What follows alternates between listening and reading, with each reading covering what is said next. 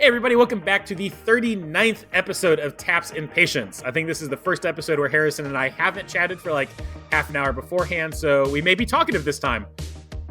Oh, co-host Harrison, I forgot to introduce him, me, AJ. Hi Harrison, how you doing? Doing good. How about yourself? Tired and kind of frustrated with carabiners, but feeling a little bit better today, actually.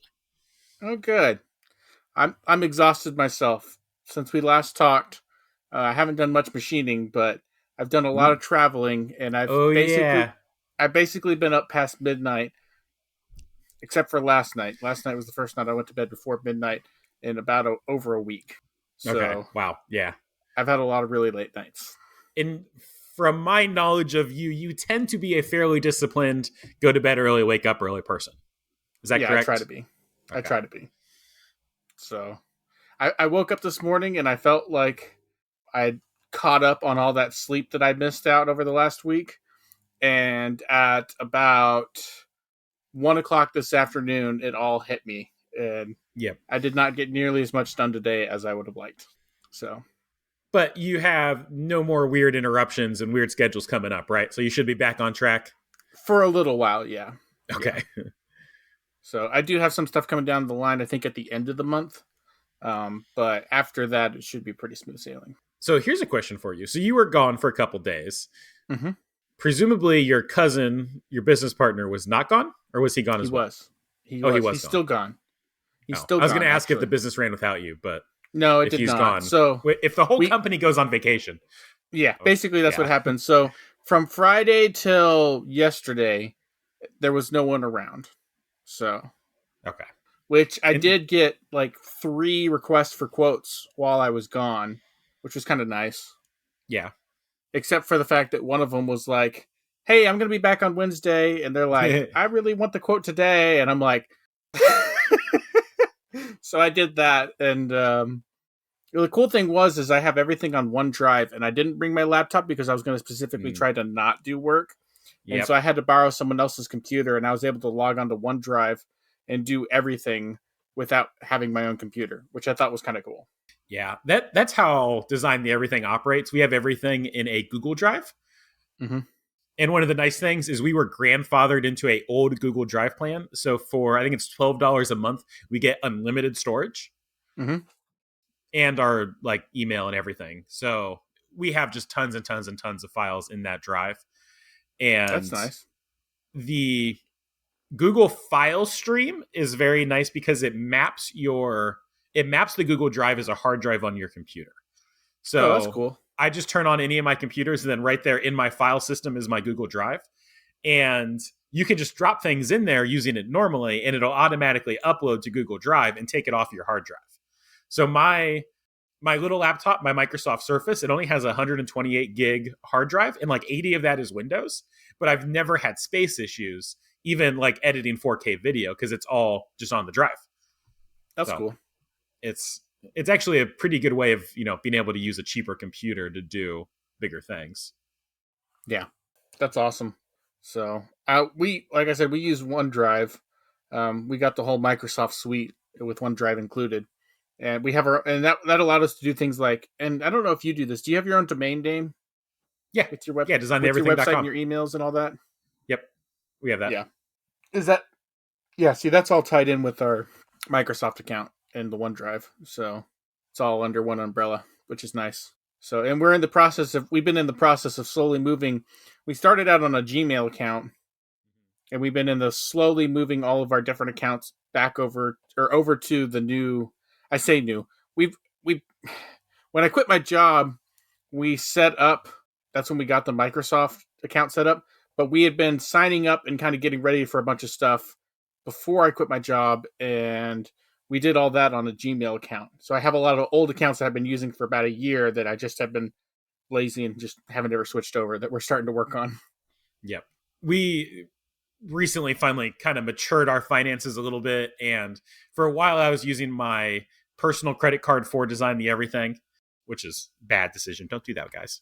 But I now finally have a Design the Everything credit card, and I keep finding things that I should have switched over that I haven't yet. Like I ordered something on McMaster the other day, and it charged my personal credit card. It's like, oh, that needs to change. Mm-hmm. So yep. It's basically the same thing. Switching emails, switching credit cards. You kind of gotta. There's so You many gotta, things you don't realize you have to update. yeah, you gotta untangle all that stuff. And what's nice is when you do, it gives you a much greater clarity of what's going on. So that'll be really nice for you. Um, so yeah, I don't have a whole lot that's happened between the last podcast and now because I was gone for basically almost all of it. But that being said, I do have a probably the largest PO I've ever had to date Ooh. that kind of happened right before I left. And I think I've talked about it some. It's for 300 of those muzzle Okay. Halbach devices. So, Yep. which I don't remember when I talked on the podcast. The person we're doing this for, and I don't remember if this happened before the podcast next week or not. So correct me if I'm wrong. He placed the order only to find out that another company was making the same thing. Oh no. And so he has basically been on our case because he wants to have a prototype. Well, not a prototype. We've been doing prototypes, but he wants to have everything produced in a decent sized quantity by like the end of the week. And it's just Okay. me. And we just got our parts from our material and supplies and everything in while we were gone. So they've been sitting outside of the shop. And when I got in today, we had like boxes everywhere. Yeah. So now I got to remake a whole bunch of dies and do a whole bunch of work. And he's supposed to have a photographer tomorrow for the website stuff. And it's like, I am nowhere near ready for that. Yep. So I'm going to have a late day tomorrow, I'm sure. Yeah. For context, everybody listening who's on a different schedule than us, today is Wednesday at 8:15. So end of the week is, tomorrow Quick. and the day after. Yeah. Yeah. And I'm a loner. And I have a lot to do. Today I didn't run any machine at all, which was super depressing because I was just working on updating all the dies to the latest design and revitalizing them for mass production so that they're more user friendly and can push more through at a faster pace. Did you say how many pieces this order was? This one's going to be for 300. 300 pieces. Okay. Yeah. And what's cool about it is he was really freaking out because another company was making them. But I don't know if he got an advanced preview or if he knew someone who got one. But they're supposed to come out at the end of the month, and he got a hold of it or had someone who got a hold of it or something. I don't know all the details, but he got early access information on it. And so basically what this thing is, it's two sheet metal pieces that are welded together to form a circle, and then it's got a U-shaped sheet metal piece on the bottom, and then it's got an arm with a spring on it, and the whole thing goes over the end of a gun. The arm rotates up, and the spring clips onto the barrel. If you can kind of picture that, kind of a cylinder with a arm and a spring. Yeah. And the other company that's making a replica, they're just using tubing with like a tubing laser. Okay. And so it doesn't match the original very closely. But Yeah. what we're doing could almost, like, I've held them hand by hand, and if you didn't know what you were looking for, they would be close enough to be a complete knockoff. And so he wants to take those and he wants to try to convince the other company to start selling them. And he's entered into talks and the company's interested. So instead of having a competitor, we might have more sales. Okay. Well, that would be nice. And he's doing some things specifically. We're using the laser engraving to laser engrave like replica, not for do not shoot, like not designed to be fired upon, like fired from. Like we're doing stuff and serializing them. We're going to be doing stuff to ensure that because of how close they actually are to the original, he doesn't want them to be sold as originals because the originals go for like $1,000 to $500, Yeah. and he doesn't want that to collapse the original used market. He's like, I want people to know, like, I want people to look at it and go, oh wow, that looks really good, and then you can look at it and see there's specific things we've done to make sure people don't know it is a replica. Yeah. But when it's on the gun, he wants it to look like the original. But when you pop it off, he needs to have labels and other things on it that are like, okay, this is a replica. Mm-hmm. So it's non-functional. you can it is non-functional. Okay. Understood. So, I mean, it's not like being functional would do anything. It's more of a, if you shoot it and it splits in half and you want to sue us or something, we're like, hey, this is for display only. If you Yeah. tried to shoot out of it, that's your own dumb fault. We put straight on it. Do not shoot from it. You know? Yeah. It's kind of like how water causes cancer in California. Yeah. So, similar idea. But, so that was kind of cool. Had a couple people on Instagram reach out for quotes, which was kind of nice. And I think I mentioned to you this, but I'll mention it on the podcast as well. The package showed up from the. Oh, yeah. Yeah. So I had a package that we had sent to a customer on second day shipping, and it didn't show up. And tracking information basically just disappeared on it. And we submitted a lost package, and they ended up finding it. And I was super stressed out because I had to fit 5 days of work last week into 4 days, and I was already full to the gills. And if that customer's package had not shown up, I would have had even more work to try to fit in there. Because I wasn't going to leave him hanging. I was going to get him something. So, yeah, so that turned out the best way it possibly could have for everybody involved. Yes. And they arrived. They were undamaged. He was super happy with everything. So, and he actually placed a second order. So already. Woohoo. So that works. He liked him and was like, I'm going to go ahead and place another order. I was like, okay, sweet. So yeah. And I did get the person who wanted to quote while I was gone was actually one of my big local customers. And it was actually a pretty big quote from them.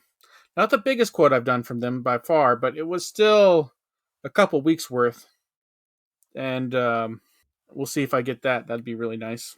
So, and we basically dropped off of Xometry for a little bit just because of how you much were buried. other stuff we got going on right now. And I'll be very happy when Weston gets back because, one, I'm exhausted, and two, we got a lot of stuff to do, and I could use the help. I think you guys need to, like, you had a long phase where Xometry basically wasn't a part of your business, and then it became a part of your business, and you guys were like, "This is great," and you took everything. And I think you overcompensated with Xometry work, and now you're probably going to be learning your lesson and toning it down just a little bit. Yes and no.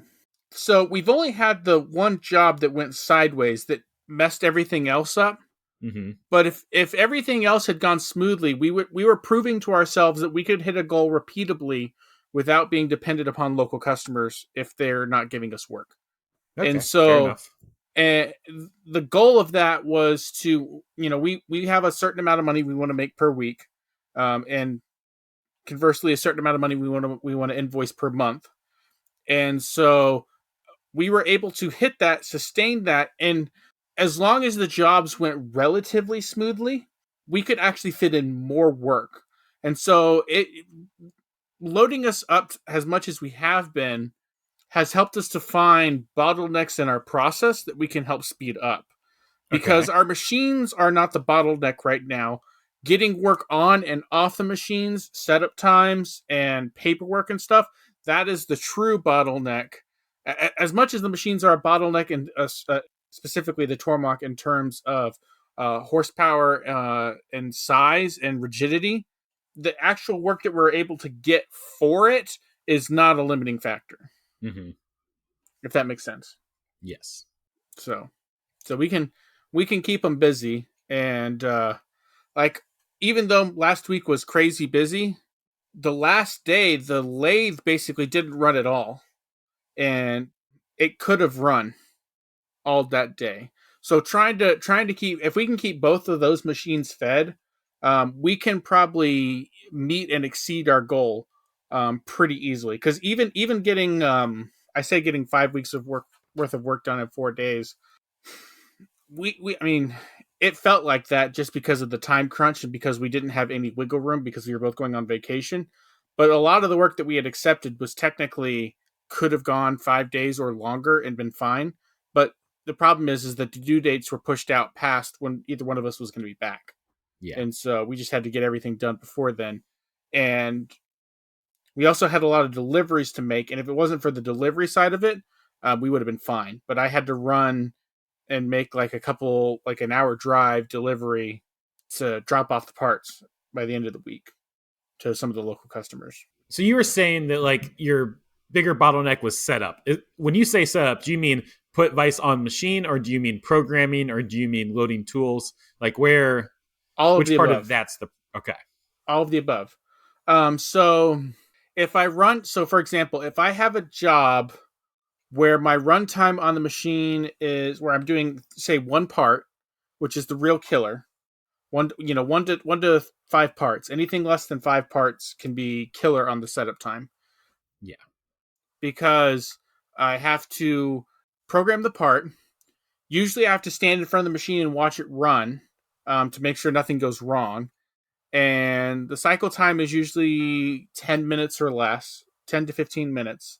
And so that's not enough time for me to start programming something else and not enough time for me to step away from the machine. Then once the part has been before the parts run. So let's say it takes me 20 minutes to program the part, which isn't that much time. And then it takes me another 20 minutes to change over the machine if I have to change out jaws or if I have to set up any kind of fixturing. I try to plan out to where I have the least amount of setup time. Like if I know which jobs are coming next, I try to bunch them in such a way that I'm running materials that are similar or jaws that are similar, or if I have to go from a pallet system to the vacuum, or from the vacuum to the jaws, or to a vise, or from the vise to say a chuck, all in the mill. So there's multiple setups that we can do in the mill, and so I'm constantly tearing down and setting stuff up, which means the Saunders table is paid for itself Oh time and yeah. time again. It makes that stuff a lot quicker, but it still takes a little bit of time. Ship management is definitely some of the problem on the Tormach. Unfortunately, with the anemic pump, even though I got a not 4 horsepower, I upgraded from an eighth horse to a quarter Oh, horse. did you? Okay. Yeah, we did do that. It made a big difference, but it's still just the chip management of the machine could be Mm-hmm. better thought out. Chips like to bunch up in a bunch of areas, which I would like to address at some point whenever I have this magical thing called time. And so, anyways, all that being said, we could do better about speeding some of that stuff up. And some of the advantages about having a bigger machine someday is that I could have a vise set up, I could have a vacuum table set up, and I could have a chuck set up all on the same machine without having to switch over. Even if I'm running the same type of parts I'm running today, in addition to I have a 12 station ATC right now. If that was bumped up to 30, I could have all my non-aluminum tools and all my aluminum tools, and I wouldn't have to switch out stuff except for maybe drill bits and taps. So what if I told you that you could do that right now with the stuff you have on hand? What do you mean? You have a Pearson system. Why are you swapping out this stuff manually? Why not just build it like this is my Vice pallet, this is my 3-jaw chuck pallet, this is my vacuum pallet. Set you can already have your work coordinate system set, drop in your part, hit go. Yes, on some level that is most definitely true. The problem that I've had, and the reason I haven't done that yet, because I had this discussion with Weston because he had the exact same thought process and and and deals about all that, is specifically for the 3-jaw vise, it's too tall for a lot of the tooling that we use to go on top of the Pearson pallet and still have a 12 station turret that's not going to crash every time we try to use it. Yeah. Now, you could do that with these Saunders vices pretty easily. And I do. And there's an argument that can be made there that I need to do that more. But the 3-jaw, or not the 3-jaw, the 5-inch vice from Tormach, the holding power and the rigidity of it is just so much better than the Pearson pallets You that mean it's then the mod vice? or than the mod vices, that it just makes it really hard to not gravitate towards that any chance I get. My ability to finesse how tight I'm holding on to something, with the I love the Saunders stuff. Don't get me wrong. The mod vices are amazing. Anytime I have long or odd shaped parts, mod vices all the way. But anytime I'm trying to hold small, delicate parts, it's really hard to get a feel for how hard I'm clamping on it with the screws. Kind of trying to use that taper to push everything in. With the vise, I can sit there and I can very accurately put a certain amount of pressure, which for small plastic parts, which we've been doing some of, makes all the difference in the world, because I can know exactly whenever I've put too much strain on it, and I'm not guessing in a sense. Yeah. So Yeah, because the reason I say that is the way that I do setups right now is I basically have everything on a pallet. I have my Saunders Machine Work fixture plate, but mhm. every single setup I do is on a pallet on top of that. So I have 2 or 3 pallets that are the Saunders pattern pallets that I have mod vices on. I just have mod vices on a pallet. So at this point, it's basically just a vice, I guess. But I just throw it on there, and depending on what I was doing, I either have to reset a work coordinate system or I have one stored, bolt it down, hit go, and it makes a part. I also Mhm. have I have another one set up with a ER cullet block sticking straight up, so I can do round parts in a ER 40 cullet. Mhm. And then I have a couple dedicated purpose pallets, like for my not for climbing carabiner. And then I have another pallet that's a super glue fixture Yeah. pallet. And I I almost I never have to reset work coordinate systems between parts. I just throw this thing on and hit go. I definitely need to utilize the Pearson palette system more, for sure. Mm-hmm. And you're right, for changing setups, it makes a lot of sense just to put something like a vise on the Pearson palette. I just haven't found a good way to do that when I'm having to change so much stuff out. And one, I'd have to make them all Pearson palette fixtures if I'm going to go down that route. Yes, which would be like $1,000 worth of pallets Yeah, at least. yeah. And so there's that. And I would still have to tear everything down for specific parts. And then I'd be pulling them off of the dedicated Pearson pallets and sticking them on the table. For specifically large parts that are bigger than the Pearson pallet system, where I'm Mm-hmm. holding them and they're hanging off the side, which I do for some of my customer stuff. And so that right there, just the fact that I have to do that has persuaded me from embracing that fully. Just because I know, if as soon as I have to start tearing it down off the Pearson pallet system, like if I have to, like, I've lost it. Like, any advantage that I just gained. Now you could make an argument that, well, 80% of the time you're still getting that benefit. And you're like, yeah, that's true, but it's not a foolproof solution. And therefore I don't want to invest money in it yet, if that makes sense. Like, there's other stuff that I feel like I could invest money into that would be more beneficial. And especially if we're looking at getting a new machine at some point, I want to not pigeonhole myself or spend money on a machine that I'm hoping to replace in 6 months to a year. Yeah.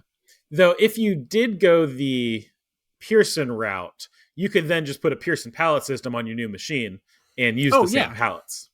Oh, yeah. Yeah. It wouldn't be completely wasted.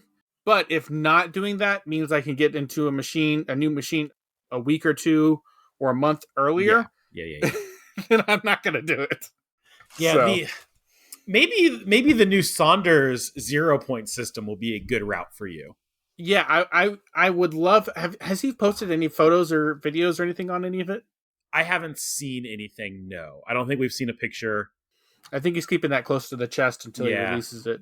he's mentioned pole studs, so it's got to be similar to the existing 0 point systems. Mm-hmm. But somehow it integrates with his fixture table, which would be cool. I I have to imagine it just bolts on, right? Like Yeah, it can't do maybe. anything more than that. But But yeah, regardless, I am getting faster at my fixturing, and I really need. I am kind of the number one programmer in the business.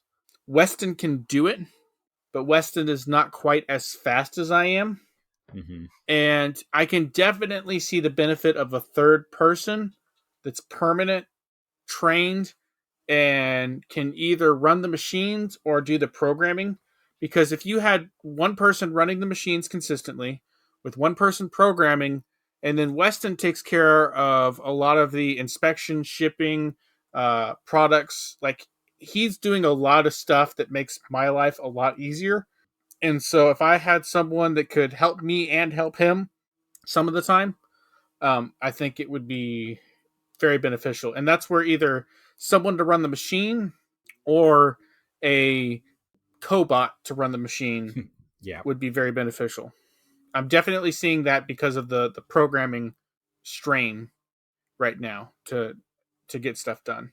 And part of the problem is with that, though, that makes me lean more towards a person rather than a cobot, is that our volume of parts that we've been getting specifically from places like Xometry and my customers, I really need to have jobs that are consistently over at least 20 parts to really justify a cobot. That's kind of my threshold. If I can get jobs where I'm having multiple jobs a week where my part count is over about 15 to 20, that's where a cobot starts to make sense. Yeah. And right now, unfortunately, the 80% of my work is under the 10 part limit. And under that, that's where a human operator makes a lot more sense. Yeah. Especially one that can program parts too. Yeah, yeah. Program parts, keep the machines fed, um, do setups, teardowns, clean outs, all that fun stuff. Now, if I remember correctly, you were kind of against the Tormach robot, even though the Tormach robot is much cheaper than any other option out there. Mm-hmm. Why were you against the Tormach robot? Specifically for the cobot aspect of it and the fact that it doesn't have feedback. So it really needs to be caged to be worked around. And I don't have the space for it. So it's just space and the whole concussion hazard thing. Yes, pretty much. Okay. If it had some sort of feedback or some sort of self shutdown, even if it didn't have like the cobot features that are really nice where you can guide it by hand, even if I had to hand program everything, but if it knew when it bumped into something that it was not going to kill that thing or seriously injure it, then I would probably go towards the Tormach route. That's pretty much the main feature about cobots that I like, because anything that's kind of like the Tormach robot that's out there has to be caged or closed off, or there has to be a lot of extra precautions taken to ensure that no one gets hurt around it, which the cobots kind of solve that issue with their feedbacks and their ability to detect when something's abnormal and self shut down. So fair enough. And so I'm in if I had unlimited space, I would definitely probably lean that direction for the first one or two. Because it's so cheap. Yeah, relatively speaking, yeah. But by the same token, when I look at a Tormach machine, like a mill, that's 20, 30 grand, depending on your options. And you bump up to a high-end mill, I mean, you can jump 3, 4, 5 times the cost pretty quickly if you're not careful. But a Tormach robotic arm, do you know what they cost? I don't know if I've seen pricing on them. What are 20K. they at? 20K? Okay, so 20K, you can get a cobot, at least from UARM, for around 50, I believe. 40 to 50. Yeah, which is ballpark. But that's a small one. Yeah, but you don't really need a big one for most of the stuff that we're doing. Like, I don't need a palletizing robot. And most of the parts I'm holding are under 10 pounds. So. Yeah, I suppose. It depends on if you're moving parts or if you're moving vices. Yeah. Too. Yeah. I'm not going to be moving vices. The one thing that I would probably do is I think it's called VersaBuilt system. Yes, that's the built-in soft jaw stuff. Yeah, that's the one that I would probably lean towards. Because that solves a lot of the problems that make cobots expensive. You basically have an Op1, Op2 station, a robotic arm that can use the soft jaws, and then you just, every time you run a job, you just count in 20, 30 bucks for soft jaws or whatever it costs, and then you just use them. Because you're going to have to make soft jaws for Op2 on almost anything anyways, unless it's the right kind of part. So you'd have like a predefined set of Op1 jaws, and then most of your stuff you're going to be machining your Op2 soft jaws anyways. For stuff that's not that way, you can have a couple predefined Op2 soft jaws, so it just makes sense. Yeah. Though I think if I had the choice, like if someone was like, hey, here's $100,000, automate your shop, I think I would go buy a Speedio and get the grippers like Austere Manufacturing has. That still looks like the best method of automation that I've seen for a small shop with a low budget. It depends on your parts, and that's the stuff that I make. Yeah, I was gonna say there's a big asterisk on it. For you, that makes a ton of sense. Unfortunately, I deal with a lot of parts that are a little bit too big for that. Yeah, But for small stuff, that makes a ton of sense. Although, an argument that could be made that I would be curious of is he doing full 5-axis on that, or is he just No, doing. 3 axis. So I wondered if a Pearson pallet system would be more efficient, honestly, for him. Load in a whole pallet, have an op one side and an op two side, because he's basically doing that anyways. He's just not tightening down his material. It has a flipper station, I, so it I does know it has op a one flipper and op station. two. I realize that, and that's super cool. But what I'm saying is, he's already having to load the material into the machine. If he had a Pearson pallet system that he had outside the machine where he could lock down all of his stuff, he could have op one and op two parts. So the current problem that he's having, listening to his podcast, is that he wants to get X amount of bodies and X amount of, what is it, bodies, and then the inserts that go in them. Yeah, like the pivoty part of the buckle. Yeah, so the outer buckle and the inner part of the buckle. So Yeah. he's got two parts. And basically, he's trying to do one-piece flow. And while it's super cool that he's got the station, and it makes me go ooh and ah and all that kind of stuff, he changes to a gripper, he grabs the part, he sticks it in a thing, machines it, then he sticks it in his flip station, sticks it back, machines it, and then sticks it back into a grid. Yes. How much time savings is he getting by doing that versus just having a Pearson pallet? You stick it in there, it's got all the op ones right here, all the op twos right here. You could even break it down into the top and bottom and have op ones of the middle, op ones of the bodies, op twos of the middle, op twos of the bodies. And you can have it all on one Pearson pallet system. So it's still one piece flow. Stick it down, your cycle time will go way down because you're not doing as near as many tool changes, even though the Speedio is crazy fast at tool changes. So, Yeah. but it'll be less wear and tear. And then if you have an identical pallet on the outside where you're doing that kind of stuff, I mean, he's still got to set all the material up outside. So I don't know if it's that much longer to take a couple mighty bites. And I mean, when I first saw him using that, I thought he had a small 5-axis rotary that he was sticking material onto, doing the 5-axis, and then just machining off the bottom. For that system makes a ton of sense, because then you can basically have a pallet of full 5-axis parts. But if you're just doing 3-axis work, I feel like the Pearson pallet system is a simpler, faster solution in the long run, and more reliable, because he has problems where he has to replace the jaws on his grippers because they wear out. So I don't disagree for the volumes that he's at now. And he mentioned the other day on the podcast that he was doing like 50 buckles a day, so 100 pieces. That doesn't seem very high. It doesn't seem super high. However, yes, you could fit that on a Pearson system. But if you were doing more, so let's say he triples in business and he starts running his machine overnight, you can load up 3 days of material in front of his gripper system and have some sort of thing to feed it in, and then something to remove parts, and have just like a continuous flow. But I agree, I don't think he needs that yet. Yeah, I think if he had a small 5-axis system right there with the flipper station, I think that would be amazing. Like, I really do. And that's what I honestly thought it was at first. But if it's just a 3-axis setup, I feel like the Pearson pallet system it's going to be just as dense, because that's basically the size of his pallet he's pulling from already. Mm-hmm. You could probably fit 2 or 3 Pearson pallet systems in the same spot that he's got his whole setup. So you get longer run times. Anyways, I love what he's got. I have oohed and awed over it. I have drooled, and I would love to have a system like that.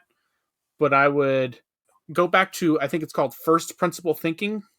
And I kind of thought about this whenever I was thinking about the guy that did the marble machine. Yes. He did the marble machine X, and he kind of threw it all out the window because he had all these great ideas. But after he's done that, he's like, no, simple first, got to solve the problem. I can come up with these beautiful, elegant solutions, but if they don't actually solve the problem, they're not beautiful and they're not elegant. And so, he's breaking everything down. He's not even starting another machine until he has all these problems figured out. And I think as an engineer specifically, engineers are known for overcomplicating everything. Like there's a story, and I'll just give you the simplified version of it that I always tell. There's a company, they make toothpaste, and they have a machine that takes the toothpaste tubes and sticks them in the cardboard box before it gets shipped out. They run into a problem where 1 in 10, 1 in 20, 1 in 100, some amount of them, the tube does not go in the cardboard box. Customers start complaining. They need to get their quality up. They hire this team of engineers who comes in. The engineers spend millions of dollars developing this whole new line that's fully automated, and it weighs all the boxes so it knows everything that's going good, and all this stuff. And so they invest all this money into this. And every time it catches something, the machine will shut down, an alarm will buzz, and an operator has to go and fix it.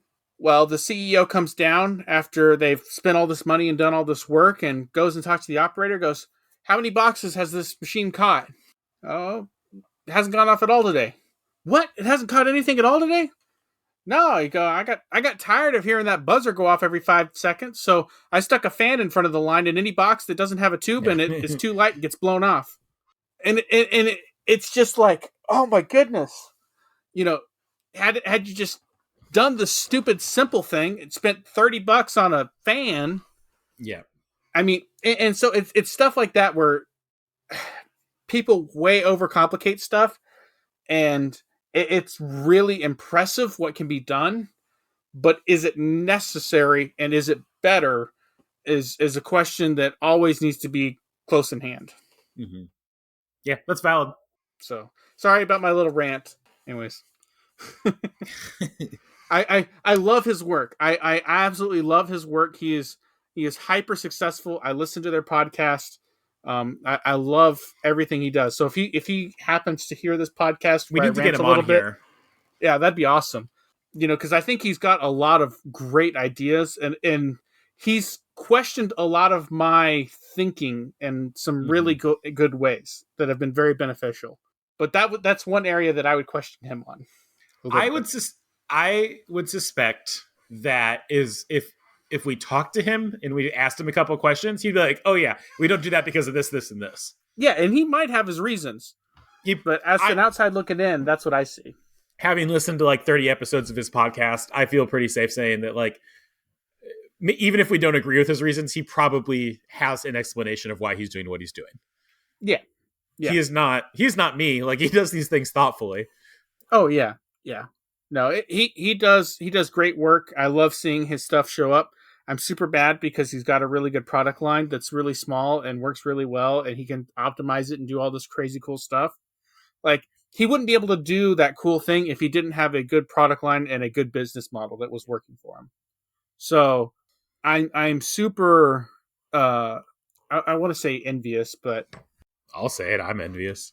I'm envious, but I'm also I was going to say respectful in a way, but trying to think of a different word of what he's been able to do.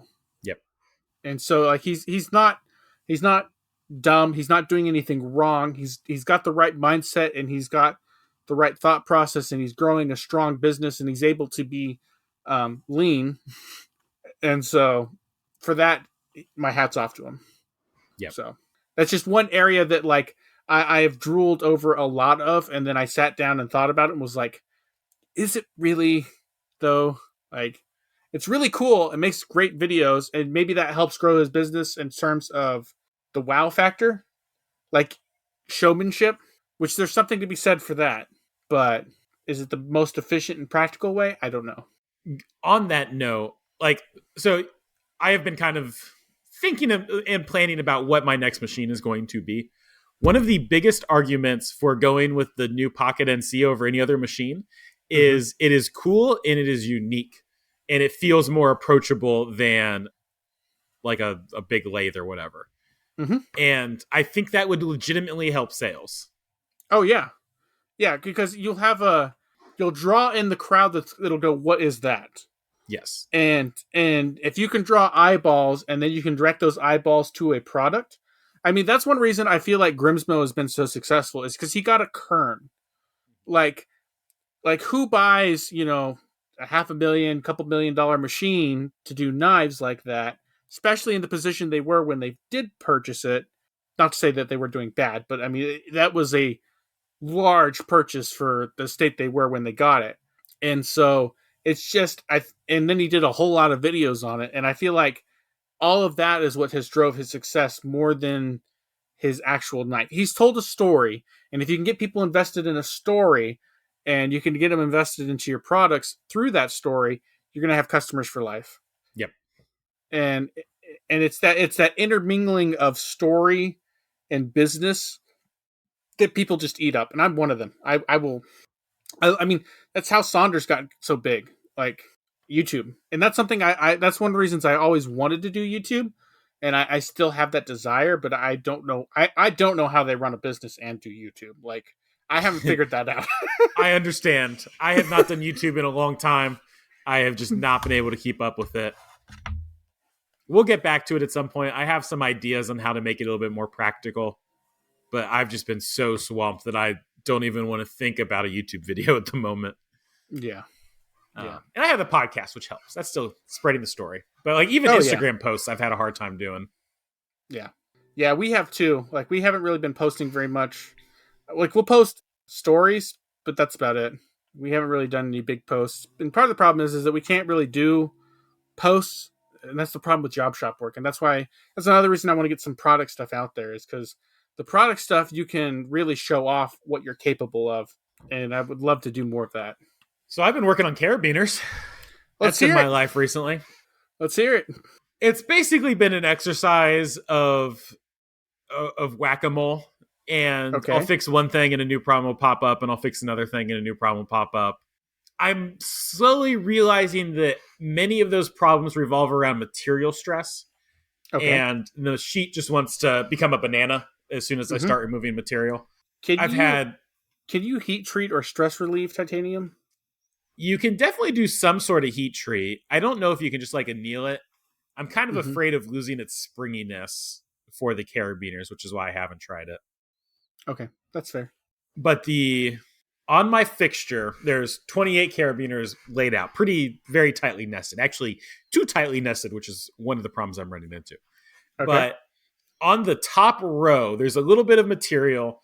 In some places, it's about an 1/8 inch thick. In some places, it gets a little bit thicker. But it's kind of like a strip that runs along the top of the material.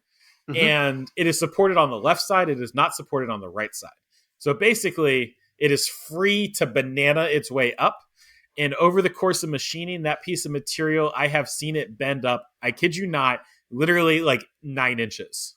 9 inches of curve just from not even machining the top of that, but just removing the carabiners that were on the side of it. It's wild.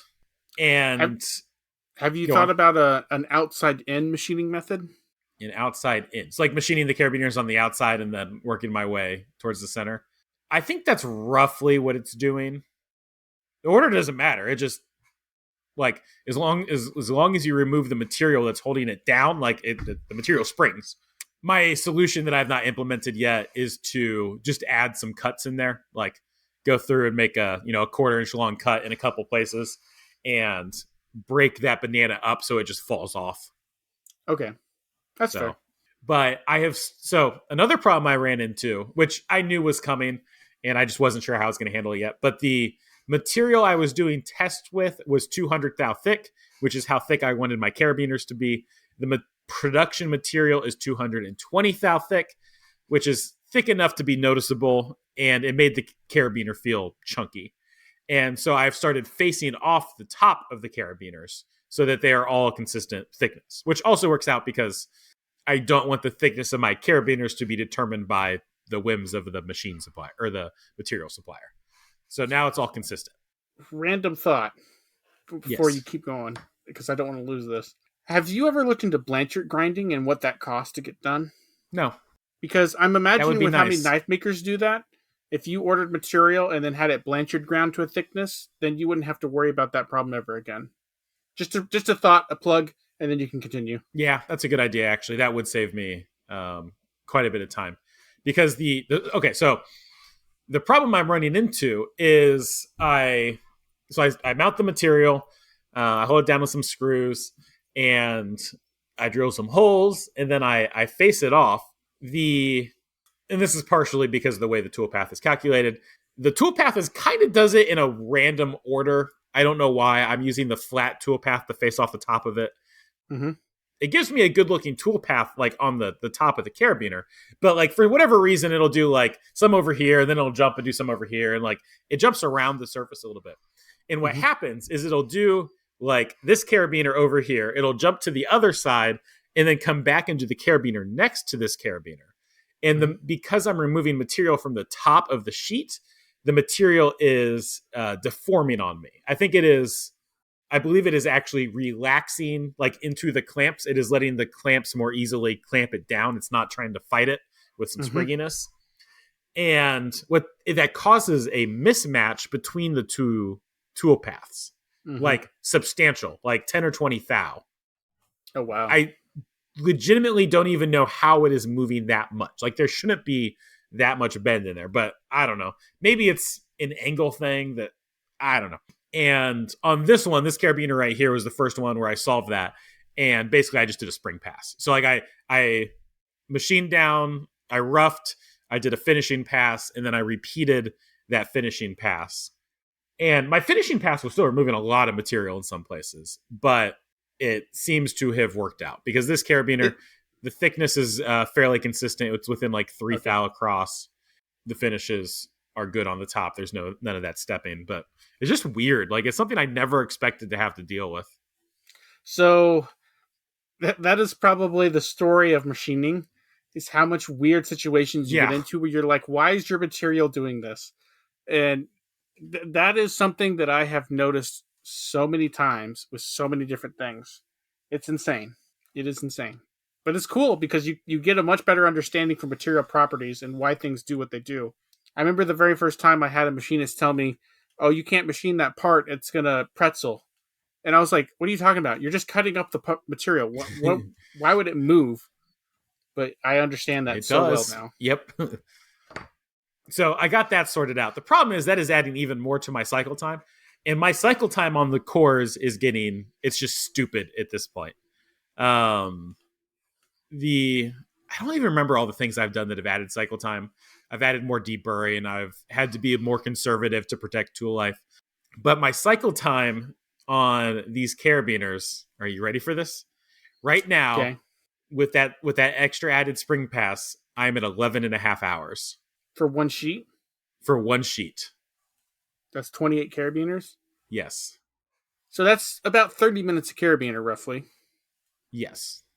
And Okay. Op 2 is super fast. Op 2 is like an hour for 28. So, like, all that time is front loaded in Op 1. Okay.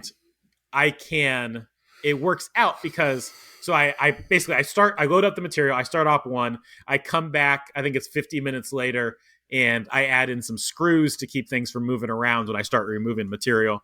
Mm-hmm. And then I'm free to walk away, and it runs overnight. So it doesn't really matter how long Op 2 is, or excuse me, how long the second half of Op 1 is, except when I am in R&D phase. And when I'm in R&D phase, it takes a very long time for me to get results on a program. Gotcha. And that has definitely been slowing down my progress. Yeah. So I think, let's see, this carabiner right here, I just ran one to test out a design tweak I did, and somehow it broke my cam, but I think otherwise it's fine if I fix that little cam error. But the other issue that I'm running into is on Op 2, I'm still having issues with locating it for Op 2. And the issue seems to be that when I use a screwdriver to tighten down a screw, it distorts the carabiner. Not a lot, but a little bit. And I mean, it is a flexure. It is designed to be distorted. That is what its purpose in life is. Mm-hmm. And even with those shoulder bolts with a nice tight fitting screw, it's still rotating things weirdly. So And you still only have 2 holes, though. I still only have 2 holes. Do you have a pocket you're recessing it into at all? No, and that's what I was about to say. So I'm going to repurpose one of the not for climbing carabiner fixtures and like face off the top and make it fit these. I actually don't know if it might even. I may even be able to get away with not modifying the fixture, except adding some screw holes, and then it shouldn't move on me, and then we should be perfect in all aspects. Yeah. I was going to say, because if you're still just relying on those two, I'm not surprised it's moving. You need to have some sort of additional Two holes in a fixture like that is not enough to rigidly locate it. Yep, as we have found out. And you did suggest that earlier. And originally, when I designed the fixture, I had small dowel pins in it, Mm-hmm. and those probably would have been fine because I probably just had two of those too, but I would have also had the screws, and it would have probably worked better. But overall, finishes on these, they're coming out really well. The chamfers are all meeting up and matching and looking nice. I occasionally get a little bit of a mismatch on the inside of this the latch here because it is Mm-hmm. with a different tool, and I believe that is due to material movement. I'm not Probably. 100% sure, but I believe the carabiners move just a little bit and shift the position, which causes the tool path to miss ever so slightly. So, question: are you full axial engagement with your smaller tools at any point? Like, are you going it like is do you have a radius that is equal to the diameter of your tool? Do I have a rate? The So the inside of this slot here is cut with a 1/16 inch end mill, and that diameter is, I believe, 10 thou larger than 1/16. So Okay, no, so it is never. it will be if you're only 10 thou larger. That's I think close enough that I would simulate it. And if you have full engagement at like at full, well, not full engagement, but like 120 degrees of engagement at any point, whenever it's normally expecting a lot less, that could cause it to move because it's going to put a lot of pressure on it when it does that. And what you So you can, think it's moving the carabiner? The yes, tool is moving the carabiner. That's an interesting thought. it's It it. is supported I by think, an onion skin, yeah, but I think and I the think your cut. tools moving, your tools deflecting, in addition to your material deflecting at the same time, which is a double deflection. That is possible. I can't rule that out. My argument And against it would be the best surface finish on the entire carabiner is in that slot. okay, your best surface finish does not necessarily mean you're not bending and you're not moving. Not necessarily, but I would assume movement of the workpiece would correlate to chatter. Not Not in tools that necessarily, are not in tools but that are that small. I haven't ever really seen chatter in tools that are that small, even when I do run into instances of large engagement. oh, I have. I have. I can make any tool chatter. Oh, okay. Well, it hasn't been my experience so far. But one thing that I did start doing, and I ran into this onto some Xometry jobs where I was trying to kind of fix some of that, was I started using that feed optimization to smooth Hmm. down into the corners. And Yeah, I that could turn made a that big on. difference on my accuracy and my quality in tight corner situations. Okay, I could try that. The only thing that it doesn't like is that it actually has to be the diameter of the radius has to be the same as the tool, otherwise it ignores it. It seems like That's interesting.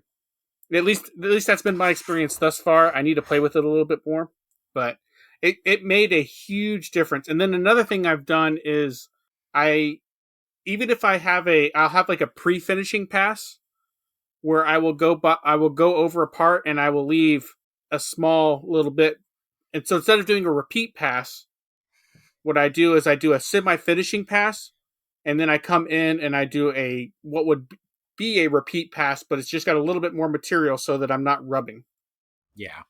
On this one, on that tool path in the middle there, I am just ramping at final dimension Okay.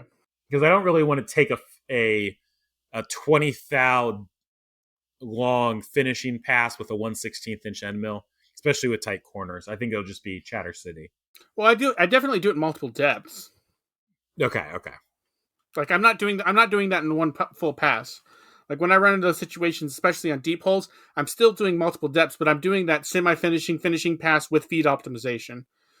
That's got me the best finish on tight radius, small tooling situations like that. And it's gotten me the most accurate measurements where things don't appear to be deflecting. Yeah, I'll play with it. See if I can find something better. I figure worst case scenario, I cut the small feature first, and that's going to be Tool Break City because it'll be a fairly deep little slot with a small tool. Well, you can still rough out that area first with a larger tool and then come in with your smaller tool. That's Have you true. I ever? could just rough that one little area there. Yeah. By the way, what are you using to face? What size tool are you using? I am using a tool that is massive for this part and me, which is a 1/4 inch 6 flute end mill. Okay. So you can face the whole part in one pass, or are you doing multiple steps overs? The only reason I am doing multiple step overs, like left right wise, is because I want the 1/4 inch tool to remove the, how do I word this? I I want the whole top of the part or all the stock on top gone when I come in with my smaller tool to profile around it. I don't want it to like hit half on or half off the material. I want the profiling tool to be completely on How the wide's same your part? plane. 3/16 of an inch or something. Okay. Here's what you should do, and this will speed up your 0.2 machine. inches. It's about 0.2 inches. Here's a thought that I think will help you out a lot. Find the centerline toolpath of your part and do a trace operation instead of a facing operation. Instead of the flat. It's not And a then facing, it's a flat. instead of doing the flat, yeah, just do a trace, but just manually draw in the very center line profile, which should be pretty easy of just finding either the inner or outer sketch line and doing an offset to the center. Mm-hmm. And then do a trace operation and do it in 2 steps, where you step down and you remove the bulk of your material, and then do like a 3 to 5 thou step down for a finishing pass. Yeah. So right now it's basically doing that, except it goes around twice. Yeah. I do a 15 thou step down, and then a 5 thou step down, and then a spring pass. Okay. And that is still very slow, but it gives good finishes and it's reliable. When you're doing the flat, is it following the profile of the part, or is it actually going over? Yes. Okay, so it's basically doing what I'm talking about.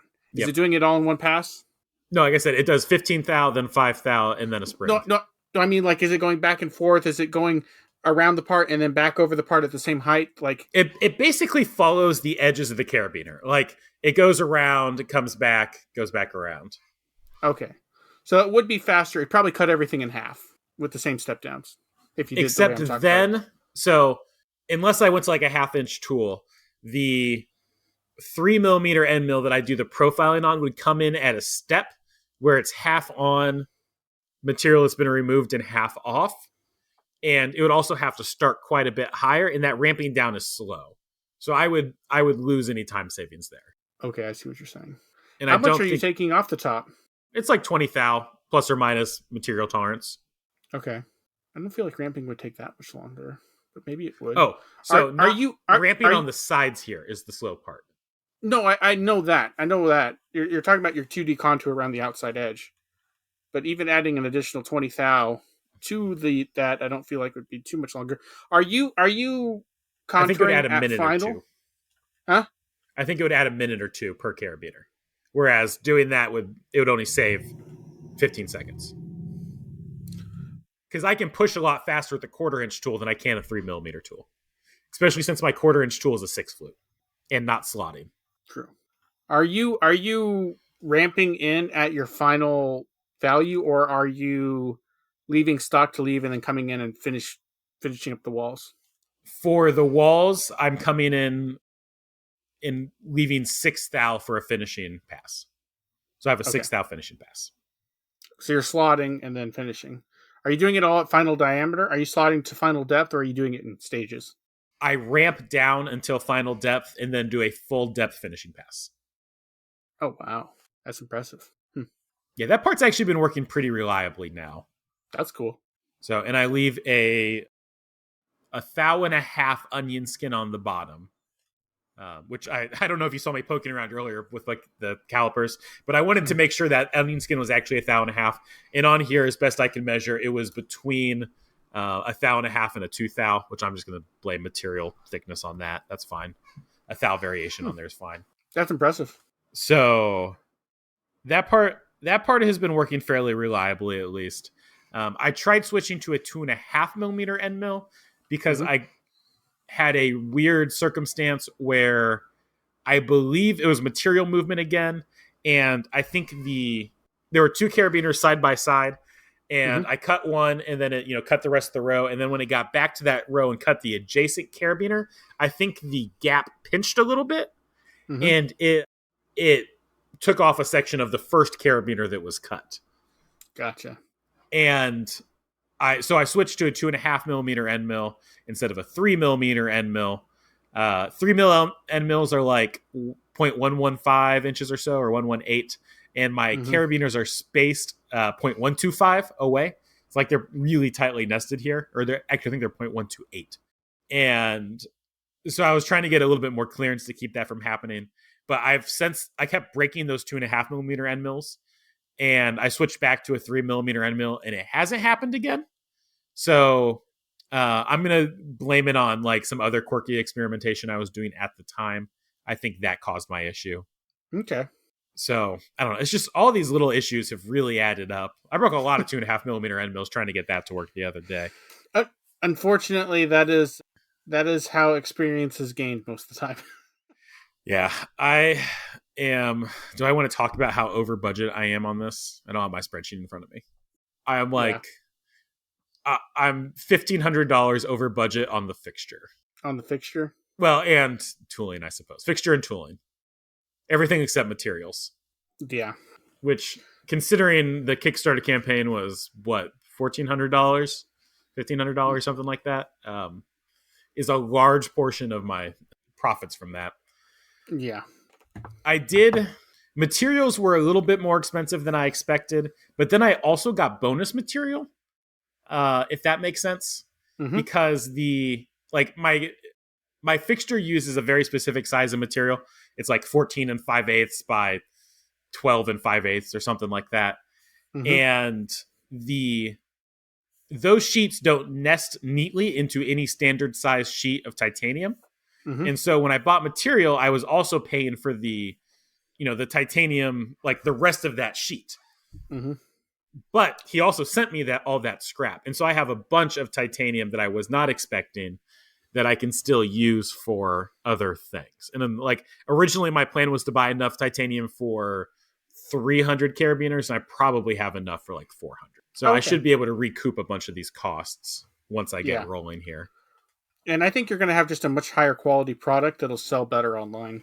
It is so much better. Yeah, I'm being picky about it. Like, I could have started production by now and just kind of like dealt with some of the quality issues that were coming up. But I have been very picky. I am not going to repeat my quality control issues.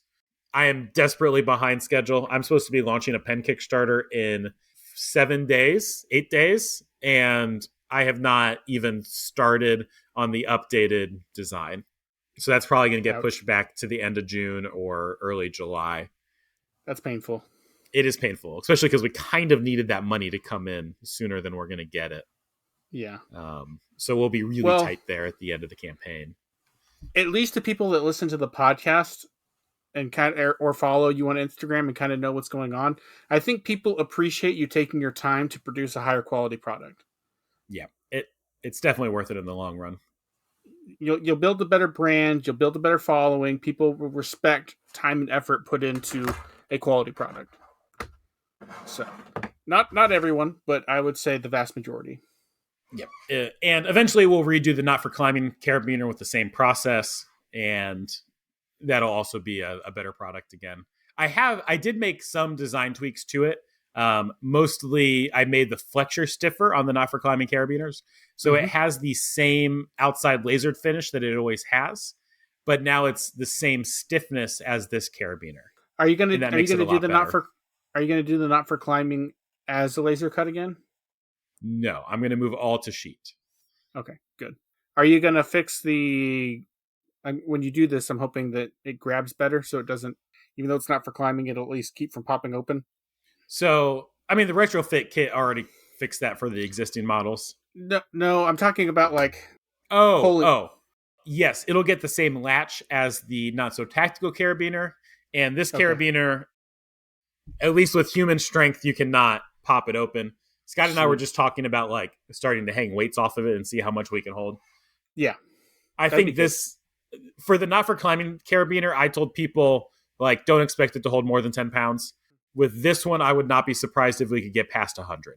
So, and that'll make a huge difference as well. Like, yes, because that was probably my biggest disappointment in the whole other one was whenever I took it out and tried to hold a water ball from it, and it kept falling off because it couldn't keep the Yeah. clasp from opening. Yeah. Whenever someone asks, I always said it's for keychains. Don't expect it to use it for anything else. It's for Yeah, keychains. which I And understand. this one, not just for keychain. Yeah. Oh, that could be the name of our like outdoorsy carabiner, the not for Mm-hmm. keychains carabiner. Mm-hmm. I like that. The not for keychains carabiner. That I needs to still happen. I still think you need to do a key changer carabiner, but it needs to be smaller. It needs to be like a mini, and that would emphasize more that it's for keychains. Because this one, the not for climbing one, was big enough that you wanted to use it for more than just a keychain. It's That's almost too true. big for a keychain. That's Like fair. honestly, carrying it on a keychain, it's too big. It's bigger than my key. Yes, it is bigger than your keys. I don't know. I like the size, but I'm biased. It was designed for me, and so it is the size that I enjoy. Mm-hmm. I get that. I But get yeah, that. a mini carabiner is on the list. A S-shaped carabiner is on the list. Yeah. The revision of the not for climbing is on the list. A Could you pen's fit the on the mini list. A knife is carabiners on the list. in your inner blanks? No, they're very small. Oh, okay, I could that'd be cool. I could probably fit a bottle opener in them, which is one option. I could also do Could you do the pen clip? the pen clips. Yeah, there's enough room for a pen clip. I haven't designed it yet, but there's enough room for one. Okay, that'd be a good one.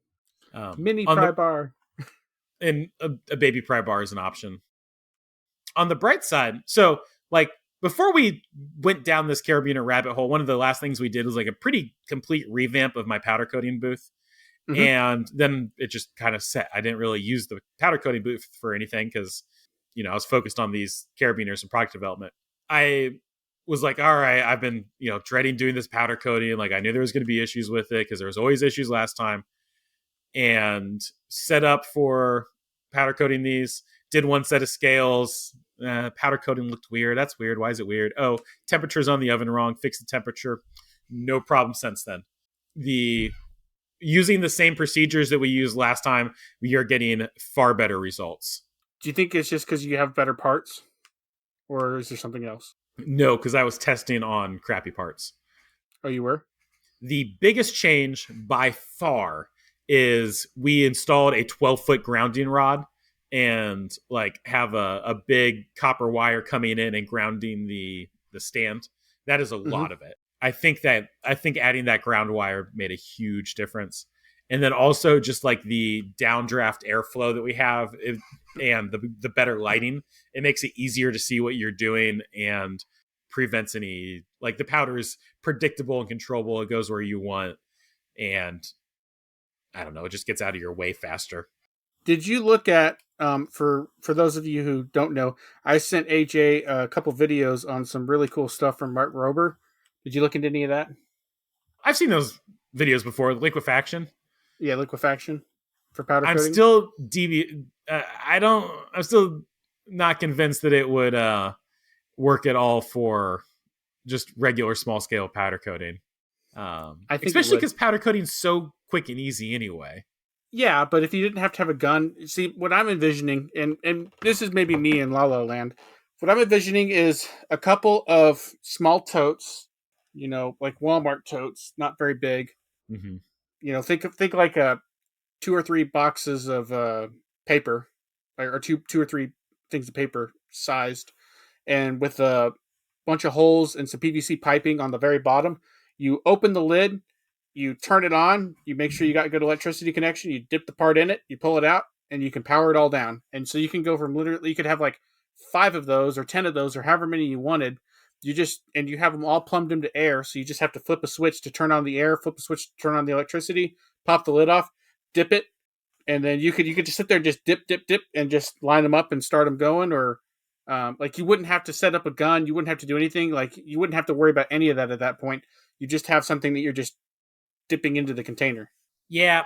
So my first reason I don't think that would work super well is my parts are complicated and they tend to have nooks and crannies. Well, they're actually, my parts are pretty simple, but they have nooks and crannies that powder would get built up in, and like some of those holes would just become filled with powder.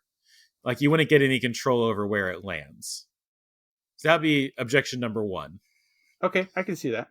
Objection number two is powder is hydrophobic. phthalic. It soaks up air, and that causes coating issues.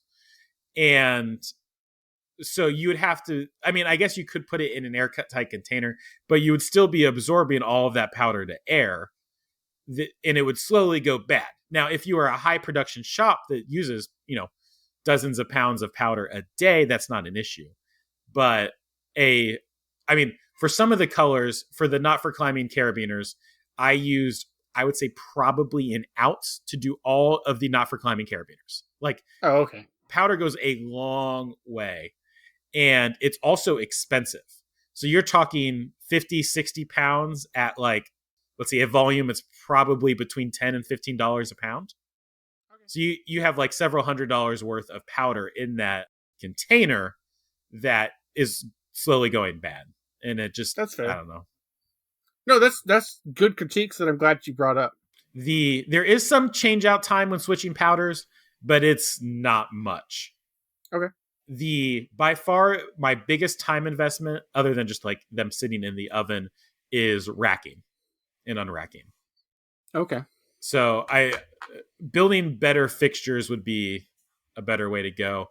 I also need a way to be able to do more batches simultaneously, because with my current fixture, I can do one color at a time. And if I could like stagger it and do two colors, that would be a lot faster. Okay.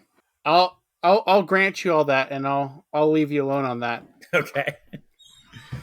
But you got to make me a promise. If you get to super high volumes, got to at least try it once. I want to see you do that at least once. It would actually work really well with the scales. The scales it would work well for. Just because I want to see someone I know do that process and see how well it actually works. Like, completely selfishly, that's my selfish desire that I want to see done. Just because I want to know how well it actually does. It looks really cool on TikTok, but I don't know. I just have a hard time seeing it being practical. Hey! If we're talking about cool on TikTok to sell products, it's a lot cheaper than a pocket. That's true. Machine. Don't say you have to use the process, but it could probably sell some. Yeah, you're not wrong. I did test for some PVC piping and some material that you might already have scrapped. Like if you have a bin of scrap material, it'd be pretty low cost to try. True. I did test seeing if I could coat, like powder, do my color coat and my clear coat without putting it in the oven between. Like normally my process is I do my color coat, I put it in the oven until it flashes over, and then I do my clear coat. And I tested like doing the powder and then immediately doing the clear without cooking it, and that does not work, which is very sad. Because that would save me time and hassle and effort.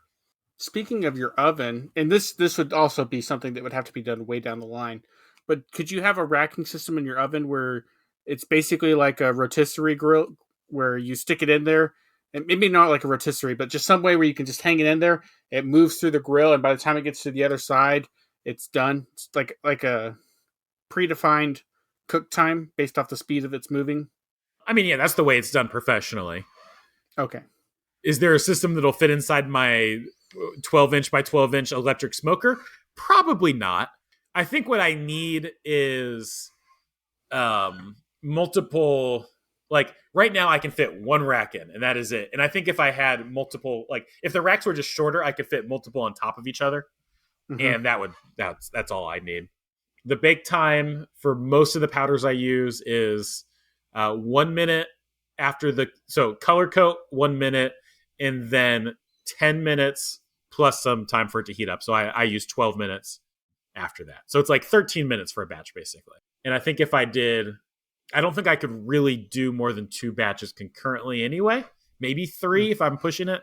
But that would probably starting to ask for mistakes. So if I just had a shorter rack, I think it would work better. Gotcha. I just haven't taken the time to do that. Fair enough. That's cool. So I guess with you being stuck on the carabiners, that's kind of the main thing you're thinking of right now. Not much change in anything else. I had some kind of like bigger, longer term business conversations with Scott.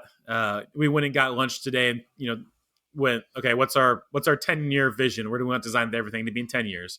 Okay, what do you think it's going to look like in 3 years? Okay, what's our goal? What's our 1-year goal, and what are our quarterly goals? And yeah, That's good. that kind of stuff. Nothing really Have you too. have you set goals for how much you want your website to sell a Yes. month or a week? Our current goal we're working on is getting into $500 a week. Our 1 year goal was $750 a week, which might actually Okay. be too low if at our current growth. Yeah, I would think so. The the $500 before the end of Q3, basically, I think is pretty doable. Yeah. The and then 750 within a year should be easy. Yeah. Yeah, which brings up an interesting question. I don't remember what audiobook I was listening to. They all run together sometimes. Yeah. I was listening to something that basically, it might have been the 10x rule or something, but basically it was like, if you're creating a goal, create a goal that's way above what you think is achievable. That's the And 10x then rule. Grant Cardone. if you don't reach it, at least if you missed it, then at least hopefully you missed it on the higher side of what you would have been going for. True. And then you just move your timeline. Like and keep going for it. And I think it was a combination of that in addition to what's his name? Simon Sinek. Start Simon with Sinek, why? I think. Yes, that guy. I was listening to something else of his, and it just happened to overlap so well because he was talking about goals and how co- companies naturally base everything off of a year Yeah. because of taxes and everything, and they'll set up all these metrics, short-term metrics that don't look at the long-term of the Mm-hmm. business. And if you miss a goal, but he would say, if you set a goal and you don't hit it in the timeline, then your timeline was wrong, not your goal. That's fair. And so I thought that was a interesting perspective because people can get so fixated on getting it done by a certain time that they assume the goal was wrong if they don't hit it by that time, rather than assuming that their timeline was wrong, not their goal. Yeah. I mean, yeah, that makes a lot of sense. That tracks. So, anyways, it's just different perspectives of similar thought processes that are kind of combined and are interesting to think about. Mm-hmm. Because I definitely, now that we've proven that we've been able to hit our goal, we need to reevaluate it and make it larger and try to hit that consistently. So, because that's how you grow a business. One goal at a time. You gotta, if you get comfortable where you're at, you're going backwards. There. Oh, let's see. One of the space companies. I don't remember which one it was. One of the smaller ones, not like SpaceX. They had a motto, and it was in Latin, of course, but it translated to like boldly step by step. Mm-hmm. And that like I really like that. Like that resonates with me as how a business works. Is like you set big goals, and then you go step by step. You take Yep. scientific weighed steps, and you just slowly get better to hit the Yeah. big goals. There's that, and another one that I really liked was Jenny and Davis. Mm-hmm. Follow your fears. Yes. That's kind of their slogan. I thought that was kind of cool because if you're not uncomfortable with what you're doing, you're not growing because growth happens at the edge of your comfort level. You will never grow inside your comfort level because growth by its very definition is stepping outside of your comfort level. Did you watch the most recent Jenny and Davis video where they talked about like the failure of their table? I believe I've watched some of it. I don't think I've watched all of it. I think I got interrupted. So basically, Jenny and Davis, they're woodworkers, and they're on YouTube and they have a business and stuff and things. They've done cutting boards up until now, but they have been wanting to do like more bigger furniture, and so they came up with a table, and they were trying to sell it to interior designers. But basically, I'm not sure I think they realize this, but they maybe don't have the verbiage and haven't read all the same books. But like they did the classic mistake of making a product that works for everybody. They made a table that literally anybody could have in their kitchen, and it was a very nice looking table. And I'm sure it was excellently constructed, but it was boring. Like especially when you're selling to interior designers, like you can't have a boring table. And they needed to read Purple Cow. Basically, that's my moral of the story. So I like it. As a lesson to all you people out there, especially with a product, don't be boring. Be weird. It's better to be weird. If you're not hated by half the people, you're not trying hard enough. So that's something I probably need to do more of. yes, be weird. Be weird, Harrison. But Yeah. Join us. I, One of I us. One of... Okay, sorry. I'm weird, but probably a different type of weird. Yeah. It is very hard to be weird unless you're doing it intentionally. It is, but I want to be weird, but I want to be weird in a way that I like. Like I can be weird. Like it's really easy to be different. I think in that I don't know if it's in the Purple Cow, but because I don't think I've read that one, but I heard it was something about grabbing people's attention. It says you could grab people's attention in a board meeting by becoming dressed up in a clown suit, but you're getting the wrong kind of attention at that Yeah. point. So like attention is necessary, but it's the right kind of attention that you need. Yeah, that was Mike Mikowitz in whatever his book is on advertising or Yeah, marketing. that's the one it was. I have read way too many of these books. You've listened to a lot more books than I have. Like I feel like I've listened to a decent amount, but you've listened to like probably 3 times the amount that I have. I have 6 books in progress in various formats right now. Yeah. I used to do all my audiobook listening whenever I had an hour drive back and forth to work, but now that I don't have that, I don't really have time during the day because I need to be able to shut off and have a mindless task. And I don't really have mindless tasks since I started my own business. Yeah, mindless tasks don't exist unless it's like a large volume part order. Oh, speaking of mindless tasks, there's one more thing we didn't talk about on the carabiners. So one of the problems I was having on the scales is there was like 1.5 billion screws to put in and take out every time. Mm-hmm. And so we talked about the solution of adding tabs and doing less screws. Did that work? No, it did not. It failed miserably. I broke tools. I threw parts. There were tears. There was gnashing of teeth. And so I just have bitten the bullet and I am doing screws. I bought a better screwdriver. And I also bought a little 12-volt DeWalt drill that has a much finer clutch on it. It's much more gentle than my bigger 20-volt DeWalt drill. And even at the lowest power setting, that thing still snaps it doesn't snap the screw, it snaps the bit for those little tiny screws. But it has been invaluable for the 440 screws. So it's a failure on the 080 screws where I was hoping it would work, but I bought like a screwdriver for it, and that's been good enough. It has been really nice for the 440 screws. So have you seen those screw guns for assembly plants that like self-feed screws? So you just have to go. That would be nice. And I timed it, and it's like 30 minutes to get screws in and out. That's still a long time. 30 minutes is a bit much. It's not the end of the world, and it's better than there is literally no hand finishing on these parts. They come out of my machine, they go into my tumbler, they go into cleaning, they go into a bucket, I sandblast all of them together, they get powder coated. It's so hands off other than that. And well, I guess that justifies it then. If you're hands off in every other process, yeah, that takes the place of any hand finishing and gives you a nicer product, then it's definitely worth that. So yeah, I could put on more tabs than I had and like rework my fixture and stuff. And because the problem was the parts are nested closely and there's just no material left over. There's no skeleton. And so, yeah, okay, I could find something that works, and then I could spend 20 minutes doing a skilled process of removing tabs instead of a unskilled process of removing screws. So yeah, I just get more audiobook time. Yeah, it's fine. That makes sense. It's annoying, but it makes sense. Yeah. I will design the fixture differently next time. What would you do differently? I would space them out more so there was a skeleton.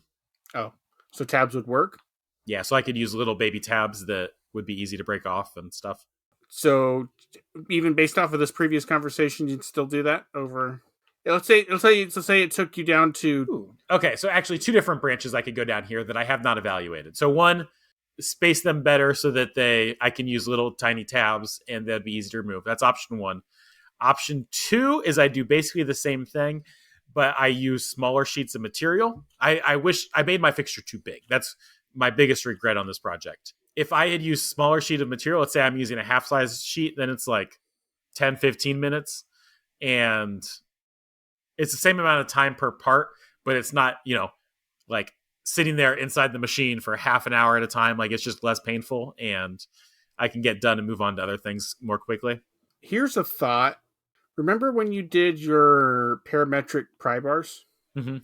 Remember how you had a sheet that you'd slide them into and then grab on the top and the bottom? Yeah. Could you do something like that for your scales, where you basically have a single row, so you can have something that clamps down on the top and bottom of the whole row and not have to worry about anything at that point other than tabbing it? Yeah, you But still have to tab it, but you'd have to tab it, but you could have much smaller tabs, I'm thinking. yes. Yeah, that could work. And then you could have a whole row, so you just slide the sheet in. You don't have to drill or do any holes. You just slide the sheet in. You take your two bars, tighten them down, does the whole part in one go. And the nice thing about that is that if you rotated your parts to where you were nesting them kind of diagonal, you could have a thin sheet so that you'd be very rigid and still have pretty good density. Yeah, that would help. Yeah, that could work. Or maybe I reconsider having them laser jet. I'm getting tired. Laser cut, and then just have like a, some sort of clamp that clamps over the top of them for countersinking. You say no. Harrison says no. No. I think you're going backwards with the success you've had with the sheet stuff so far. Doing that, I think you'll be backwards in quality because you'll still probably want to cut the perimeter. For the scales? Yeah, I think it does. Okay. Because you're going to still want to surface them. You're not going to have a good way to put a surface pattern on them. Oh, yeah. Well, a small minority of them are the what we call the premium scales that have the machine surface pattern. Almost all of them, I'm just profiling them. Profiling countersink, done. Like for 95 those, it might to not, 1. For those, it might not matter as much. Yeah. But I would still spend time hand finishing them to remove, because if you can see the laser marks on it versus your nice machine one, it's going to stick out like a sore thumb. The reason I think I can get away from it is, one, I am tumbling it, and that little thin edge will be the thing that like attracts all of the different little rocks in the tumbler. And so like a thin edge like that gets worn down a lot more than a wide flat edge. And then also they're all being powder coated, which I think would hide anything. Okay. So I think that's what why. What material are they? 040 aluminum, or titanium, excuse me. 040 titanium. Okay, so you're doing the scales out of titanium too? Yes. Okay, just a really thin titanium. I mean, 040 really isn't even that thin, but yeah. Okay. So for some reason, I feel like you're doing them out of brass. We talked about doing them out of brass, and then we didn't. Okay. I had in my mind this whole time that they were brass. Yeah, no, they're also titanium. The main reason for that is just the stiffness, especially on where it overlaps with the other carabiner. And then also there's kind of right here at the, if you think about this half of the carabiner as a candy cane, I'm trying to describe it for the audio people. By the way, we have video if you guys want to watch it on video. But basically like a quarter way into the bend of the candy cane, like that is the farthest point between screws, and you could potentially, we noticed it with the aluminum ones, you could actually like kind of pry the scale off a little bit, which could potentially get hung up on something. Titanium is both stiffer and springier than brass or aluminum, so that should be a non-issue. That's fair. Well, I can't wait to see those, so get them done. Yeah, I've been meaning to show them on social media more, and I just haven't gotten around to it. Mostly because like every little thing I do, I feel like I'm hitting some little tiny roadblock. Oh, we haven't even talked about coolant yet. That's a thing. Oh, what happened with your coolant? So I ran into this problem when I did the Not for Climbing carabiners, and I thought I had it pretty well dealt with, but I didn't. When I run lots and lots and lots of these tiny tools, I end up with lots of fines that clog up they clog up the chip basket. And then the coolant can't get through the chip basket fast enough. I thought I had foaming issues for a while, but it's not actually foaming. It's the coolant can't drain. And so then it just drains over the top. And then there's less coolant into the machine, which, one, yucky, nasty spills, which is annoying. But then two, it's starving my pump, so I'm not getting as much coolant flow, which isn't clearing chips. And I'm doing basically exclusively slotting. So You need the coolant. I need the coolant in there. Option 1 is I remove that extra filter I have in there, and then my nozzles will clog up, which isn't ideal. Option 2 is I remove that like filter I have underneath the chip basket, and I add An inline filter like what we have. Thank you. Yeah, an inline filter, which I have had all of the parts of for a year, and I've not installed. Yeah. And it would probably take me 25 minutes. So I should do that. With the downside being that you'll start having chips in your bin because they will get pumped into that. They'll make it into the chip tray or into the coolant pan, which is our current problem. Which we have that filter. That filter is, I can tell it whenever I'm machining a lot of small parts. It fills up fast. It lasts. Oh, really? 2 weeks before it's clogged, probably. That's actually not too bad. Though I probably, like, once I get into the swing of production, my machine is going to be running a lot. Yeah. In fact, if I hadn't had these issues, like I was fully expecting to go into full production this week, my machine would have been running like 16 hours a day or more, which means that this week and this week only, I would have ran my Tormach more than Grimsmo ran his Kern. Because he doesn't have a spindle right now. Yeah. But machining issues had other... Speaking of machining issues, something that I don't want to say because I know as soon as I say it, it's going to happen. I think our spindle's about to die and I need to change out the bearings. I mean, you're just going to have to do it. Like, I know. Stop scheduling some zometry work, get everything done. Do it on your terms, not the machine's its terms. Yeah, I know. Oh, so we were talking about the spindle getting hot the other day. You were saying that yours gets hot. Mm-hmm. I checked mine, and after like 8 hours of running at like 9K RPM, no heat at all. Zero. None. Room temperature. Yep, that means our bearings are definitely going out then. Yep. So it's a slow death. They've been doing this ever since the Kickstarter for the coins. The coin. No, not the coins. Oh, the deck defenders. The deck defenders. The coins are what killed my spindle.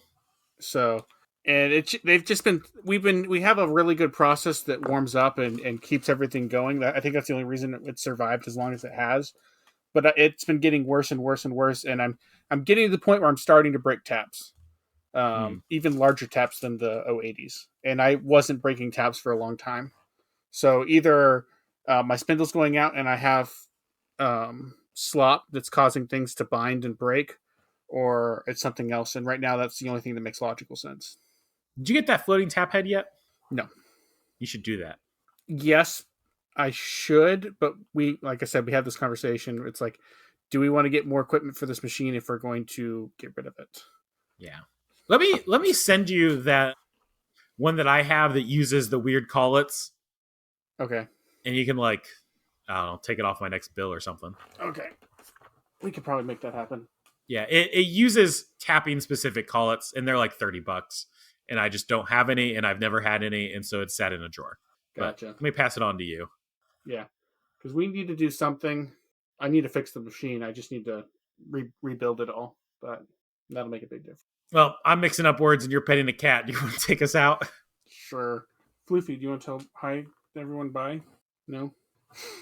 This is Harrison with Precision Ingenuity fighting a cat who's been missing us for a couple days. Signing out with AJ from Design the Everything.